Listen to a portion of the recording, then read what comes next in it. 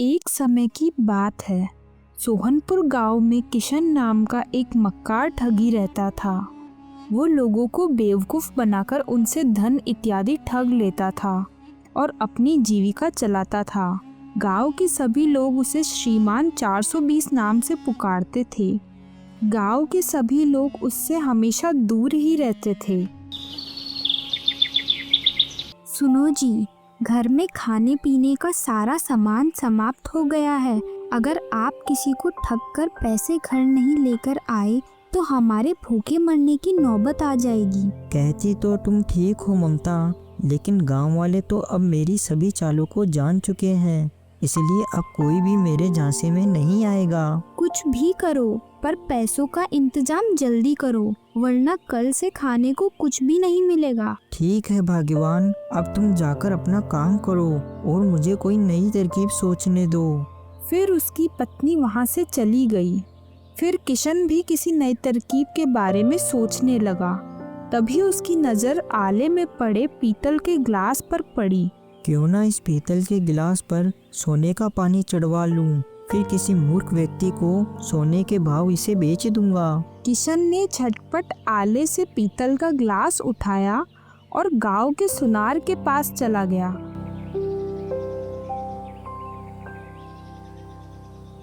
लो भाई, जरा इस पीतल के गिलास पर सोने का पानी चढ़ा दो। इस पर तुम्हारा जो भी खर्चा आएगा मैं तुम्हें दूंगा। श्रीमान 420 लगता है। आज फिर कोई ना कोई खुराफा सूझी है। आज इस गिलास के जरिए किसको ठगना है, जरा हमें भी तो बता दो। अरे नहीं नहीं धनीराम जी, ऐसी कोई बात नहीं है। मैंने अब ठगी का धंधा छोड़ दिया है। ये गिलास बहुत गंदा हो गया था, इसलिए मैंने सोचा कि क्यों ना इस पर सोने का पानी चढ़वा लिया जाए। धनीराम ने जल्दी ही पीतल के गिलास पर सोने का पानी चढ़ा दिया। सोने का पानी चढ़ते ही गिलास सोने के गिलास जैसा ही प्रतीत होने लगा। धनीराम को पैसे देकर किशन खुश होता हुआ वापस अपने घर लौट गया।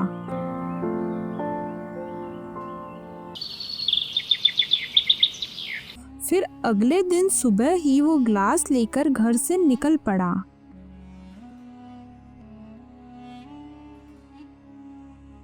चलते चलते वो पास ही के गांव में चला गया और उसे एक व्यक्ति आता हुआ दिखाई दिया। क्यों ना इस आदमी को अपना शिकार बनाया जाए। और जब वो आदमी किशन के पास से जा रहा था, क्यों भाई, तुम इस केतली में क्या लेकर जा रहे हो? इस केतली में शुद्ध देसी घी है। मैं इसे बेचने के लिए दूसरे गांव जा रहा हूँ। भाई, मेरा नाम किशन है। मैं पास ही के गांव सोहनपुर का रहने वाला हूँ। मेरी पत्नी की तबीयत बहुत खराब चल रही है। वैद्य जी ने उसे गाय का शुद्ध देसी घी खाने के लिए कहा है। यदि तुम ये घी की केतली मुझे दे देते हो तो तुम्हारा मुझ पर बहुत उपकार होगा। लेकिन इस घी की केतली के बदले में तुम मुझे क्या दोगे? उसकी ये बात सुनकर किशन ने झटपट पीतल का गिलास अपनी झोली से निकाला। भाई, इस समय तो मेरे पास ये गिलास ही है। यदि तुम उचित समझो तो इस गिलास के बदले मुझे अपना घी दे दो। आदमी ने किशन के हाथ से गिलास लेकर उसे उलट पलट कर देखा। ये आदमी तो मुझे मूर्ख लगता है। इस बहुमूल्य सोने के गिलास के बदले घी की केतली लेना चाहता है। मुझे घी दे देना चाहिए। ये तो काफी मुनाफे का सौदा होगा। ठीक है भाई, यदि इस घी की वजह से तुम्हारी बीमार पत्नी की हालत ठीक हो सकती है तो तुम ये घी ले सकते हो। बदले में तुम मुझे अपना गिलास दे दो। किशन ने झटपट उस आदमी को गिलास दे दिया और उससे घी ले लिया। भाई, जाते जाते ये तो बताते जाओ कि तुम कौन से गांव के रहने वाले हो और तुम्हारा क्या नाम है? मेरा नाम रामू है और मैं हरियापुर गांव का रहने वाला हूँ। तुम्हारा गांव तो हमारे गांव के पास ही है। भाई, तुमने विपत्ति में मेरा साथ दिया है। भगवान तुम्हें इसका फल अवश्य देगा। आप जैसे सज्जन लोगों की मदद करके मुझे हमेशा खुशी मिलती है। अच्छा, अब मैं चलता हूँ। ये कहकर रामू वहाँ से चला गया और किशन भी वहाँ से घी की केतली लेकर अपने गांव की ओर निकल गया। इधर जब रामू अपने घर पहुँचा देखो चमेली, आज मैं तुम्हारे लिए सोने का गिलास लेकर आया हूँ। क्या सच में? लेकिन ये आपको कहाँ से मिला और कैसे मिला? ये सब उस घी की केतली की करामात है भाग्यवान। मैं उसी घी की केतली के बदले ये सोने का गिलास लेकर आया हूँ। स्वामी, आज आपने बड़ा अच्छा शिकार फंसाया है। तुम ठीक कहती हो चमेली। जब वो आदमी अपने घर जाकर घी की केतली खोलकर देखेगा तो अपना माथा पीटने लगेगा। हाँ स्वामी, आपने पूरी केतली में तो गोबर भरा था और उस पर थोड़ी सी ही घी की परत जमा दी थी। जब वो आदमी घी के बदले में गोबर भरा देखेगा तो सचमुच अपना माथा पीट लेगा। फिर कुछ सोचकर रामू अपनी पत्नी से बोला, चमेली, मैं बहुत दिनों से सोच रहा था कि तुम्हारे लिए सोने के गहने बनवाऊं। आज वो शुभ घड़ी आ गई है। जाओ, ये गिलास मोतीलाल सुनार के पास लेकर जाओ, अपने लिए सोने के जेवर बनवा लो। स्वामी, आप कितने अच्छे हो। मैं अभी सुनार के पास जाती हूँ, वहाँ से आकर आपके लिए हलवा बनाऊंगी। चमेली ने अपने पति से ग्लास लिया और मोतीलाल सुनार की दुकान की ओर चली गई। मोतीलाल जी, इस सोने के ग्लास के बदले में मुझे सोने के गहने बनवाने हैं। सोने का गिलास? जरा देखो तो सही। चमेली, लगता है आज रामू ने लंबा हाथ मारा है कहीं। अरे नहीं मोतीलाल जी, ये हमारा खानदानी ग्लास है, कोई ठगी का माल नहीं। ठीक है चमेली, तुम कहती हो तो तुम्हारी बात पर विश्वास कर लेता हूँ, वरना मैं तुम्हारे पति रामू की नस नस से वाकिफ हूँ। तुम रुको, मैं अभी इस गिलास की परख कर लेता हूँ। ग्लास की परख करके सुनार बोला, अरे चमेली, इस पीतल के गिलास को सोने का बताकर मुझे मूर्ख बनाने आई हो। क्या आप ये क्या कह रहे हो मोतीलाल जी? मैं ठीक कह रहा हूँ चमेली, इस गिलास पर केवल सोने का पानी चढ़ा हुआ है। लगता है आज 420 रामू से कोई दूसरा 420 टकरा गया। सुनार से वो ग्लास लेकर चमेली अपने घर की ओर चल दी। अपने पति को मन ही मन कोसती चमेली अपने घर पहुंची। मजाक करने के लिए तुम्हें क्या मैं ही मिली थी जो पीतल के ग्लास को सोने का कहकर मुझे पकड़ा दिया? ये क्या कह रही हो तुम? मैं ठीक कह रही हूँ। सुनार ने कहा है कि ग्लास पर केवल सोने का पानी चढ़ा हुआ है, बाकी पूरा ग्लास पीतल का है। ओह, तो वो मुझे चकमा देगा। जरूर वो भी कोई ठग था। मैं अभी उसके गांव जाकर उसकी खबर लेता हूँ। फिर रामू उसी समय किशन के घर की ओर चल पड़ा। उधर किशन घी की केतली लेकर अपने घर पहुंचा। ममता, जल्दी से चूल्हा जलाओ और हमारे लिए खाना बनाओ। क्यों जी, आज ऐसा कौन सा खजाना हाथ लग गया है जो धन्ना सेठ की तरह हुक्म चला रहे हो? इस केतली में गाय का शुद्ध देसी घी है। मैं इसे बेचकर काफी रुपए बना लूंगा। ममता घी की केतली को रसोई में ले गई और झटपट बढ़िया खाना बनाया और किशन के आगे परोसा। अरे मूर्ख, तुमने सब्जी में तो बिल्कुल भी घी नहीं डाला, जरा घी तो डालो। ममता ने घी की केतली में से एक चम्मच घी सब्जी की कटोरी में डाला। ये देखकर किशन गुस्सा हो उठा। पूरी केतली घी से भरी हुई है और तुम फिर भी कंजूसी कर रही हो। अरे भाग्यवान, कम से कम 4-5 चम्मच घी की तो सब्जी में डाल ही दो। ममता ने केतली में से 4 चम्मच घी के भरकर सब्जी की कटोरी में डाल दिए। लेकिन जब किशन ने सब्जी में डुबोकर रोटी खाई, थू थू थू, ये घी है या गाय का गोबर? सारे मुंह का स्वाद खराब हो गया। अब क्या हुआ जी, ऐसा क्यों बोल रहे हो? फिर किशन ने घी की केतली को देखा। अरे, इसमें तो घी के बदले गोबर भरा हुआ है। अब समझ आया कि वो रामू इतनी जल्दी गिलास लेने के लिए क्यों तैयार हो गया था। ममता पति की हंसी उड़ाते हुए बोली, क्यों जी, सब्जी में और घी डालूं क्या? क्यों मेरे गाँव पर नमक छिड़क रही हो? एक तो धूर्त रामू ने मुझे ठग लिया, ऊपर से तुम मेरी हंसी उड़ा रही हो। इधर रामू गुस्से में लाठी लेकर किशन को मारने के लिए आ रहा था, पर जब वो किशन के गांव के पास पहुंचा, भला मैं क्यों किशन को मारने जा रहा हूँ? अगर उसने मेरे साथ धोखा किया है तो मैंने भी तो उसे घी के बदले गोबर की केतली दी है। नहीं, मुझे उससे उलझने का कोई अधिकार नहीं है। पर जब अब मैं उसके गांव आ ही गया हूँ तो मुझे उसके घर जाकर उससे मिल लेना ही चाहिए। ये सोचकर उसने लाठी फेंक दी और किशन के घर की ओर चल दिया। जब वो किशन के घर के पास पहुंचा तो किशन ने उसे आते हुए देखा। अरे ममता, ये तो वही ठगी है जिसने मुझे घी के बदले गोबर की केतली दी थी।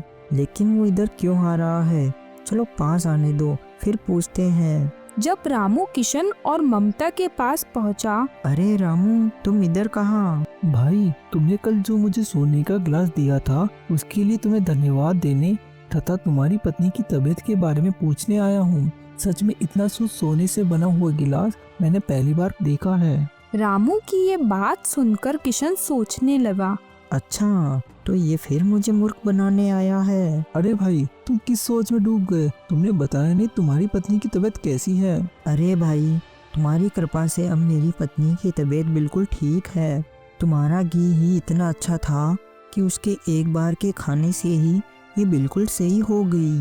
भगवान का लाख लाख शुक्र है कि भाभी जी की तबीयत ठीक हो गई। भाई, अब मैं चलता हूँ। अरे ऐसा कैसे हो सकता है?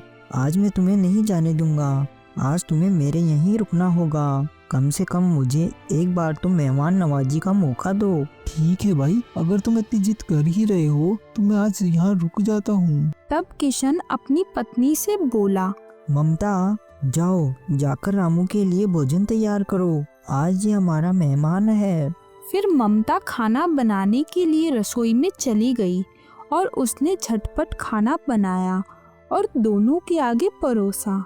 अरे ममता, तुमने मेहमान की सब्जी में देसी घी डाला है या नहीं? अरे घर में घी की पूरी केतली भरी हुई पड़ी है और तुमने मेहमान की सब्जी में घी ही नहीं डाला। जाओ जल्दी से घी लेकर आओ। जी अभी लाई। दोनों की ये बात सुन रामू सोचने लगा। मर गया रे, अब गोबर वाला घी मुझे ही खाना पड़ेगा। और खाने को मना करता हूँ तो मुसीबत, खाता हूँ तो मुसीबत। फिर ममता ने रामू की सब्जी में घी डाल दिया। बेचारे रामू को गोबर वाला घी चुपचाप खाना पड़ा। अब आया ना कुछ मजा। कमबख्त तो मुझे गोबर वाला घी खिलाना चाहता था, अब खुद को खाना पड़ रहा है। अब मुझे अपने गांव वापस चलना चाहिए। अरे नहीं, भला ऐसे कैसे हो सकता है? सुबह सुबह तुम्हें मैं भूखे कैसे भेज सकता हूँ? अभी खाना बन जाता है, तुम खाना खाकर ही जाना। ठीक है भाई, जैसा तुम उचित समझो। फिर दोबारा रामू को गोबर मिला हुआ गाय का शुद्ध घी खिलाया गया। इन लोगों ने तो गोबर खिला खिला कर मुझे भ्रष्ट कर दिया। कोई बात नहीं, समय आने पर इस बात का बदला किशन से जरूर लूंगा। खाना खाकर जब रामू वहाँ से जाने लगा। भाई, अतिथि स्वागत में कुछ कमी रह गई हो तो मुझे क्षमा कर देना। रूखी सूखी जैसे भी मुझसे बनी मैंने तुम्हें खिला दी। नहीं भाई नहीं, ऐसी बात ना कहो। तुम्हारा अतिथि स्वागत देखकर तो मेरा मन खुश हो गया। कभी मौका मिले तो तुम भी मेरे घर अवश्य आना। रामू की बात सुनकर झटपट किशन बोला। नेक काम में देरी किस बात की भाई? मैं कल सुबह ही तुम्हारे घर आकर तुम्हारा ये बुलाव स्वीकार करता हूँ।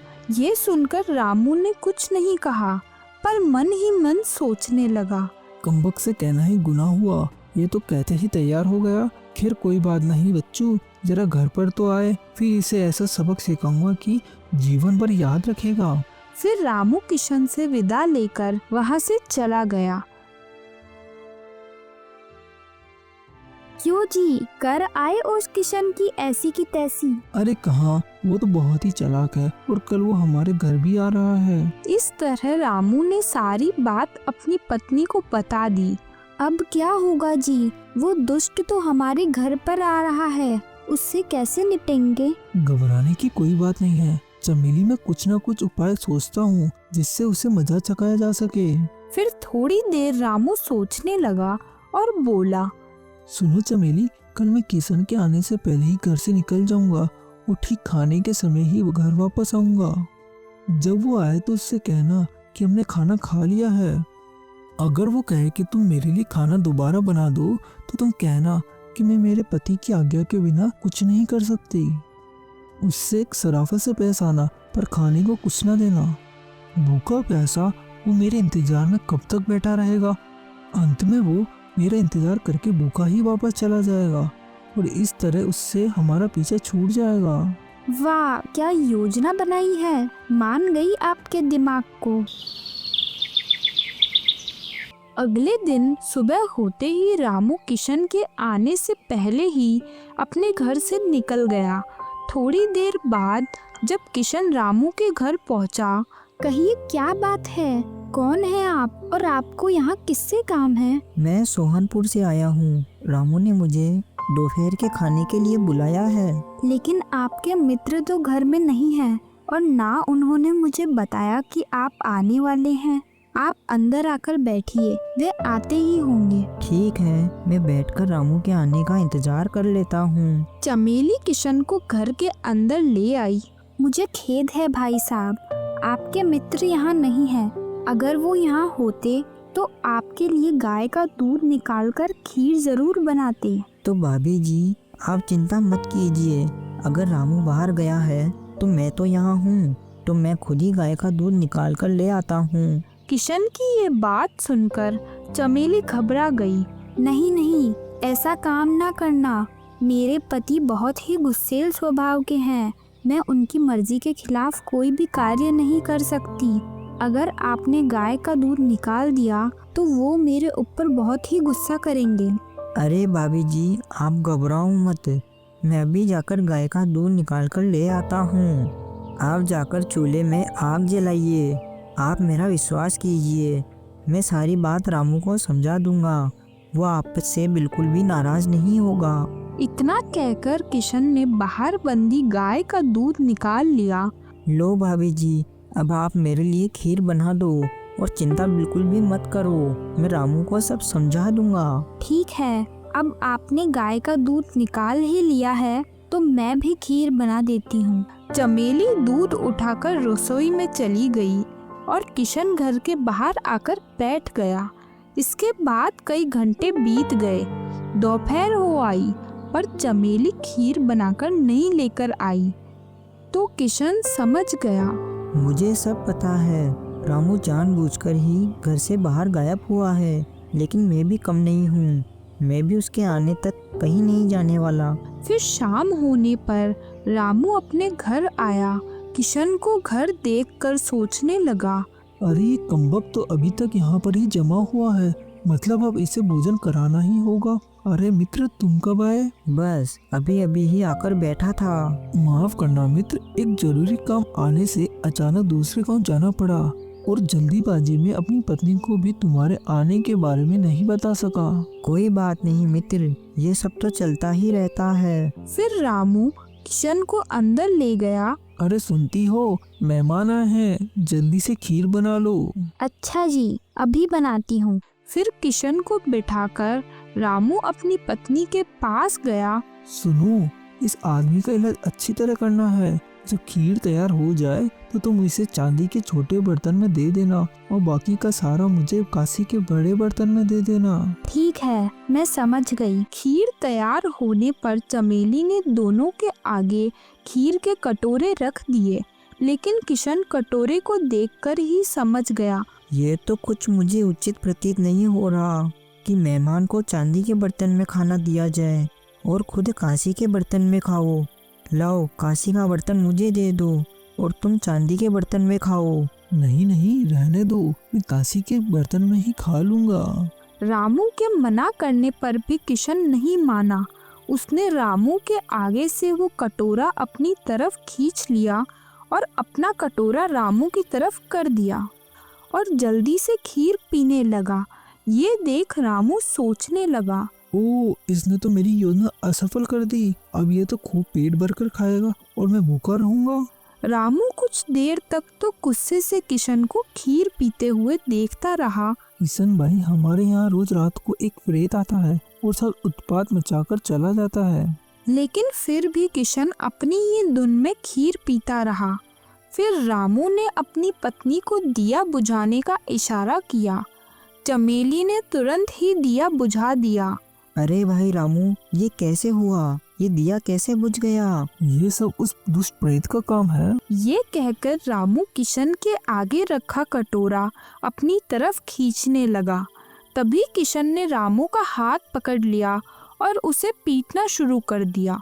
अब बोल दुष्ट प्रेत, मेरा बर्तन चुराएगा, मेरे साथ 420 ही करेगा। आज मैं इस प्रेत को छट्टी का दूध याद दिलाकर ही रहूँगा। आज के बाद ये फिर कभी तुम्हारे घर में नहीं आएगा।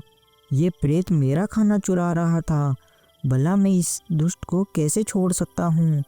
ये रोज़ तुम लोगों को परेशान करता था, आज मैं इसे मजा चखाकर ही रहूँगा। ये देख चमेली ने झट से दिया जला दिया। अरे ये क्या रामू, मैंने तो तुम्हारा हाथ पकड़ रखा है, वो प्रेत कहाँ गया? अरे भाई, प्रेत प्रेत कुछ नहीं था। ये सब तुम्हें झांसा देने के लिए हमने नाटक रचा था, लेकिन हम खुद ही अपने नाटक में फंसकर पिट गए। रामू ने इस तरह सारी बात किशन को बता दी। देख लो भाई, चालाक आदमी के साथ चालाकी करना बहुत महंगा पड़ता है। तुम ठीक कह रहे हो भाई। यदि मैं शेर तो तुम सवा शेर हो, इसीलिए मैं तुमसे टकरा नहीं सकता। तुम जीते, मैं हारा।